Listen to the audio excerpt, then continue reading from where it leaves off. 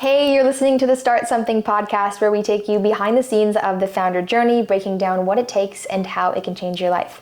My name is Bailey. And my name is Shruti, and today we're going to be talking about our framework for ending 2024 strong, right? Brilliant.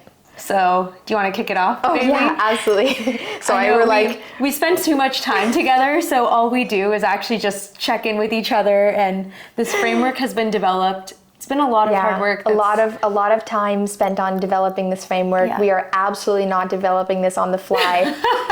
But it is something that you and I care about very strongly, and something that is so critical to be thinking about, especially halfway through a year, because, you know, on January 1st, so many of us start really excited, thinking about what our goals are and creating systems for how to achieve them.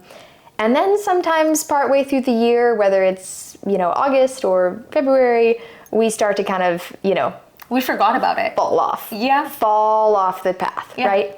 The paper is gone. The paper with the goals is long gone. We're like, where is that? Where did I write that down? And so I feel like one of the things as founders that has been so important for me, and certainly for you, the reason that we're doing this episode, is because being able to continue to have that pace, like keep that momentum going towards our goals. It's not something that can start and end from January to March, or start strong in January and then maybe get back on the train again in November. It's something that we have to continually press towards at any time of year. Yeah. There's a specific framework that I have really loved, that I've gotten so much out of. I've moved away from it in some ways, but the framework is from a book called The 6-Week Year. And it's basically breaking down via the quarter system, like, okay, this is what you're going to do in order to achieve a year's worth of goals in just 6 weeks.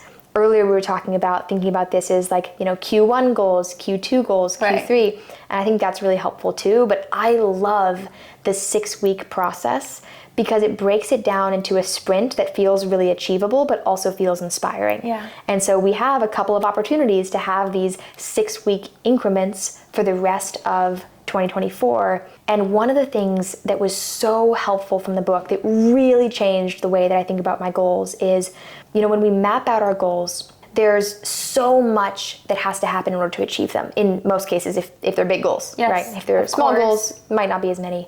But what the 6-week year encouraged readers to do is to come up with as many tasks as you can think of that are associated with the goal that you want to achieve. And when you think about the goal and you don't think about the specific tasks, it can be really easy to feel like, oh, how am I going to make progress towards that goal? It's so far away, it's so big, I don't have time. But when you break it down into the tasks, it feels very achievable to make progress.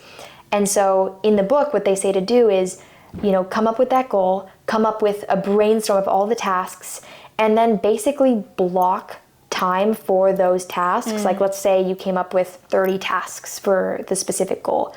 Okay, now you can take like, okay, I'm gonna do this many tasks every week, and just make sure that you're crossing them out. And so who knows, maybe depending on the number of tasks, it might just be one a day, etc. But being able to say like, okay, great, I've got to do like 6 tasks every week. I'm going to check them off.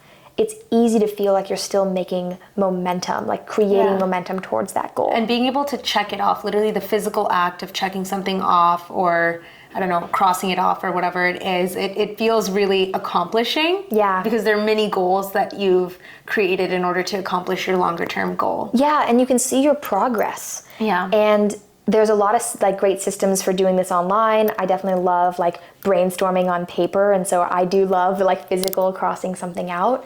But that is one framework that I have pulled so much value from, because at any point in the year, I can look at my goals and I can say, okay, what would I do? What would have to happen if I wanted to accomplish this goal in 6 weeks as opposed to 6 months?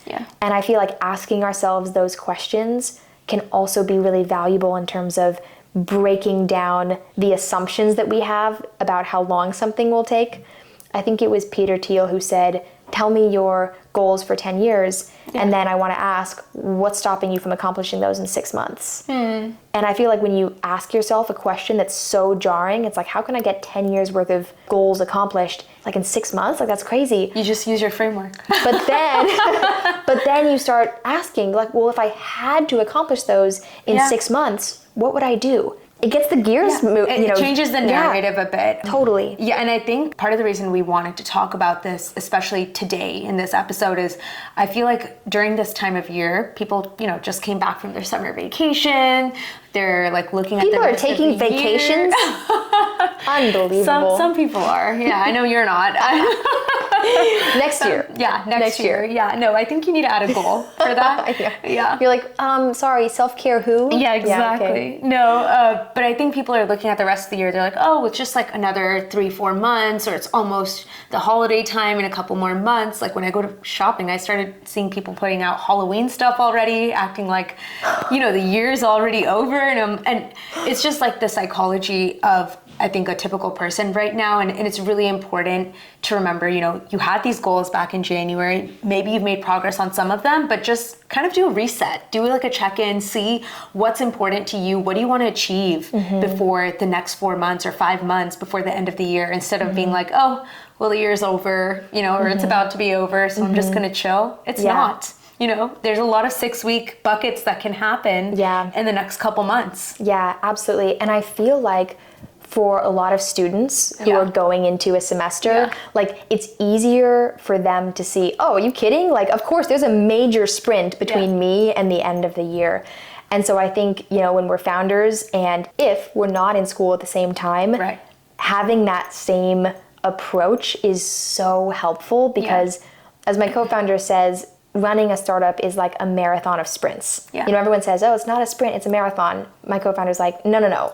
It's a marathon of sprints. It's sprints back to back to back to back to back.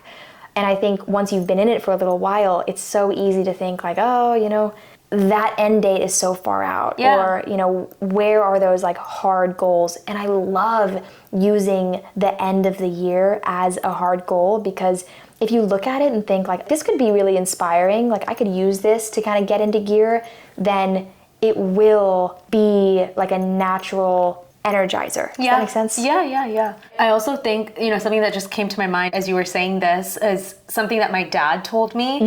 He was like, growing up, you always looked at your life in years of 4, right? You have high school for 4 years, you have college for 4 years. And so as soon as I graduated, he literally said, why don't you start looking at your life in 4s? And I was like, that's awesome. That's a great way to look at it, because at first I was like, oh my God, I have to go through my rest of my 20s or my 30s and so on. I'm like, that's 10 years. How am I going to figure out who I am or what I want? And so he started pushing me towards this 4-year chunk. And then from there I went into, okay, well, what does it look like 1 year from now? And then from there it turned into the 6-week sprint. So it's really cool to just reflect back and see, how did those mini 6 weeks look like in the last year or 4 years, for example. Yeah, absolutely. I love that. And I think shortening the time span is so valuable. And it reminds me, I think it's Parkinson's law that says that the tasks expand to the time allotted. And so when you're going in and creating these start and end dates, it's so natural to say, okay, well, I have to get this done in this period of time.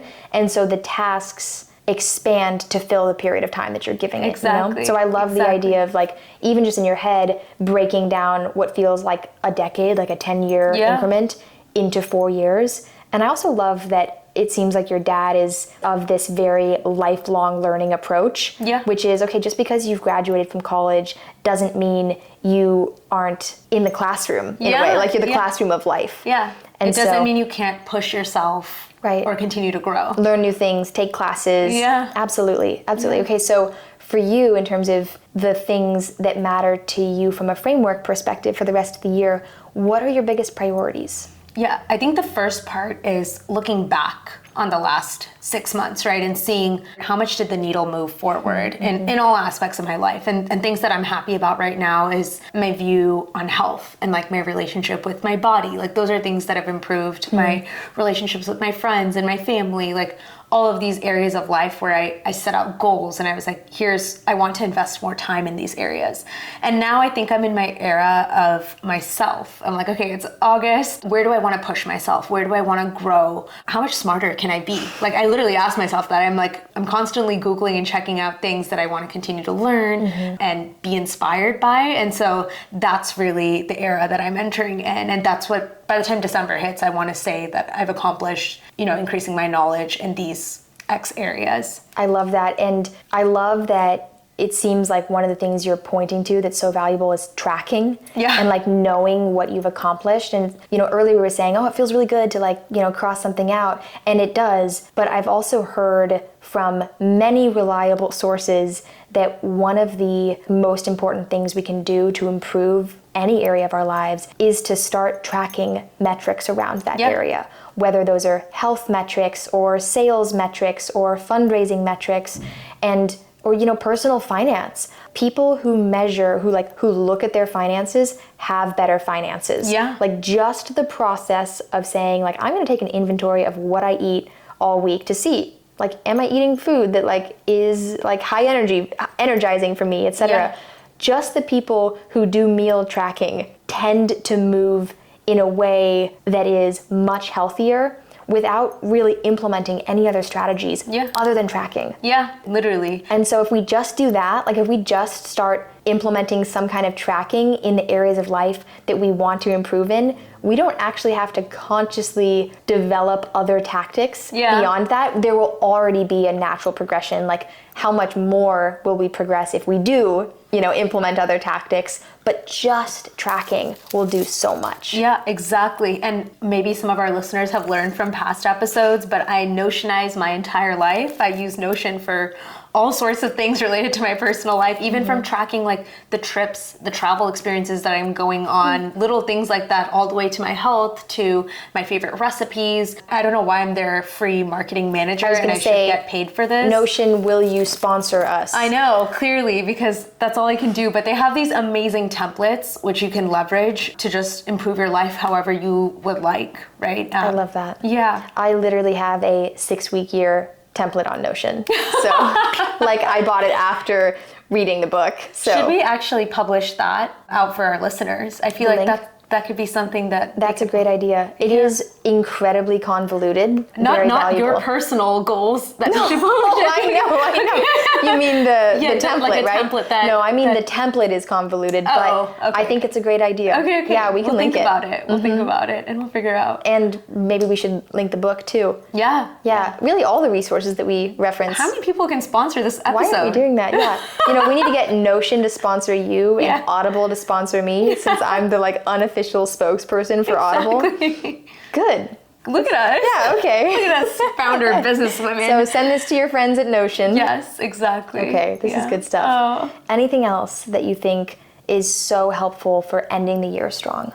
I think, honestly, just looking in a mirror and telling yourself you can go and achieve these goals that you've gone and set out for yourself. Correct me if I'm wrong, but... No, I think it's brilliant. I think you and I are experts at looking at ourselves in the mirror, but really just like telling ourselves that we can do anything. And that's what really makes the 6-week chunk possible, to go and make progress. Okay, so I'm hearing 3 big takeaways from the episode. 1, we are using this time to kind of check in with our goals and think about the next few months as an opportunity to do a really exciting high momentum sprint towards those goals. So we're kind of taking an inventory of what the goals are. And then in that inventory, we're also looking at the things that we've already accomplished this year towards those goals. And so doing some tracking, figuring out, okay, what have we accomplished? What are some of our numbers in terms of, why we're having this success moving in the right direction? Or what are our numbers in terms of how are we going the wrong way? Like, how do we kind of abort, gotta go the other way, And so taking an inventory to see, okay, what am I doing well? How can I do more of it? Where am I kind of falling off the wagon and how can I get back on? And then the third thing, which I feel like is the foundation of everything, is taking the time to really reaffirm that we can achieve the goals that we're pursuing, that we are deserving of achieving those goals, and that we are qualified to be on that pursuit even during those moments where we really doubt ourselves. Yeah. What do you think? You're the best summarizer ever. Yes! I'm gonna tell my mom. You hit it on the nail. That was awesome. Awesome. Okay. So the takeaway is really, we're going to do it. All of us, all of the listeners, you and me, we're going to do it. We're going to accomplish everything we want to by the end of this year. Okay. Wow, that's a lot. Yeah. Okay, go us. Go us. Go you. Go you. Thanks for listening to another episode of the Start Something podcast. We will see you next time. See ya. Bye.